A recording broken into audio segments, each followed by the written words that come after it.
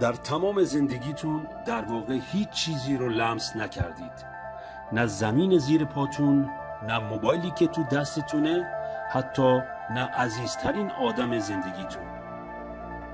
میدونید چرا؟ چون هر چیزی تو جهان، دقیقاً هر چیزی از اتم ساخته شده. اتم ها آجرهای کوچک و نامرئی هستن که من و شما و هر چیز دور و برمون رو میسازن.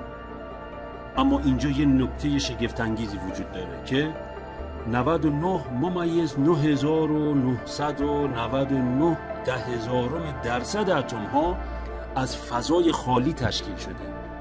تقریبا میشه گفت اتم ها از انرژی محض ساخته شدن. اگر به داخل اتم ها نگاه کنیم، تقریبا هیچ چیزی وجود نداره و صرفا یک فضای خالیه. پس چرا دنیا اینطوری جامد به نظر میرسه؟ اینجاست که ماجرا حسابی عجیب میشه. هر اتم یه میدان نیروی کوچیک از الکترون‌های در حال چرخش داره، مثل یه حباب محافظتی. وقتی دو اتم به هم نزدیک میشن، مثل اتم‌های دست شما و اتم‌های یه دیوار، این میدان‌های نیرو همدیگر رو پس میزنن. درست مثل اینه که سعی کنید دو قطب همنام آهنربا رو به هم بچسبونید. هر چقدر هم فشار میدید، هیچ وقت واقعاً به هم تماس پیدا نمی‌کنن. چیزی که ما به عنوان لمس حس می‌کنیم در واقع همون نیروی دافعه بین اتم هاست. یعنی شما هیچ وقت هیچ چیزی رو لمس نکردید. اما حالا بخش جالبتر ماجرا.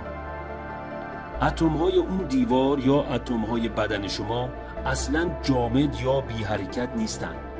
اونا دائم در حال ارتعاش و لرزیدنن.